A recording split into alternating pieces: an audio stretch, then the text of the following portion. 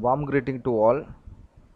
This session we are going to discuss Unit 3, Temporary and Permanent Joint. So the syllabus we can see threaded fasteners, bolted joints including eccentric loading, knuckle joint, quarter joint, welded joints, riveted joints for stretches, theory of bonded. So these are the topics we are going to discuss in this unit one by one. So first we are going to discuss temporary joints, that is quarter joint. So quarter joint is a flat wedge shaped piece of steel. This is used to connect rigidly two rods which transmit motions in an axial direction without rotation. These joints may be subjected to tensile or compressive forces along the axis of rods. It is uniform in thickness but tapering in width, generally on one side only. Usually the taper is 1 in 30. So here we can see the quarter with the taper section.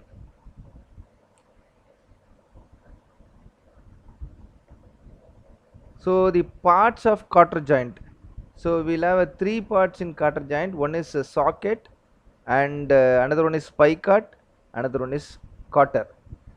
So these are the three major parts used in quarter joint. So what are the applications of quarter joint? So it is used in a piston rod to the cross head of a steam engine, piston rod and its extension as a tail or pump rod, valve rod and its stem, stab end of connecting rod, foundation bolts to fasten heavy machinery to foundations, etc. So these are the applications of quarter joint. So here we can see the quarter joint. So this is the quarter joint which is used to used in machinery. So here we can use quarter, and here we can use quarter joint, and here we can use quarter joints. So these are the practical applications of quarter joints. So different types of quarter joint. So number one, sleeve and quarter joint. Number two, socket and spigot quarter joint. Number three, jib and quarter joint. So these are the three major classification of quarter joint. So here sleeve and quarter joint.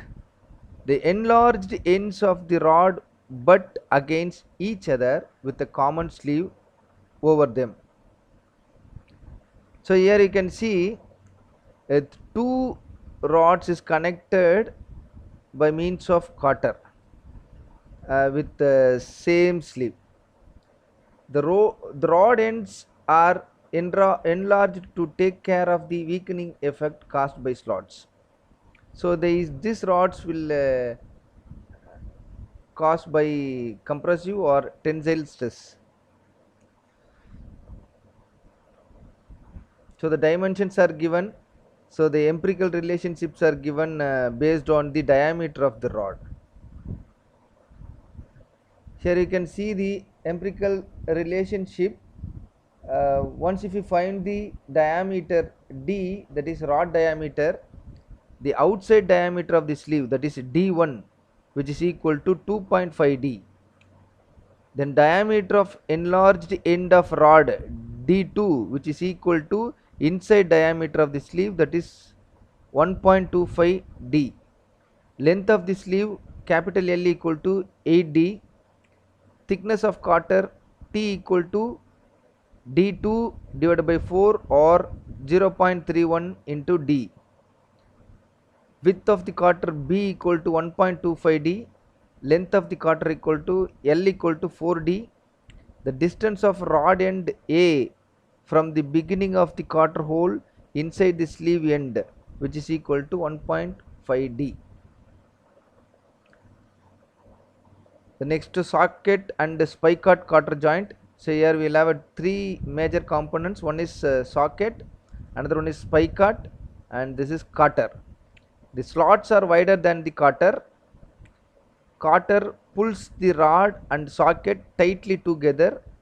Clearance must be provided for adjustment 2 to 3 mm. The proportions: cotter thickness which is equal to 1 by 3 diameter of the rod, cotter width which is equal to rod diameter. So this is spike-cut socket and spike-cut cotter joint. So these are the notations given in spike-cut and cotter socket cotter joint. So D is diameter of the rod, D1 is outside diameter of the socket, D2 equal to diameter of the spike-cut, D3 equal to outside diameter of the spike-cut, T1 which is equal to thickness of spike-cut, D4 is diameter of the socket collar, C is thickness of the socket collar, B is mean width of cotter, T is thickness of cotter, L is length of cotter, A is distance from the end of the slot to the end of the rod, sigma T is permissible tensile stress, tau is permissible shear stress, sigma C is permissible crushing stress. So these are the notations for spike-cut and socket cotter joint. A jib and cotter joint for rectangular rods.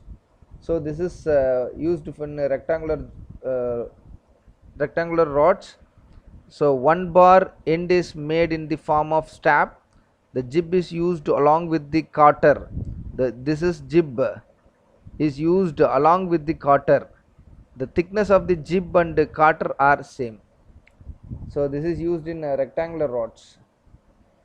So here we can see the different jib and cotters. So here we are using only cotter without jib. Here we are using cotter with one jib. So one side only we will have a jib, and here we can see cotter with double jib. So double jib we can use.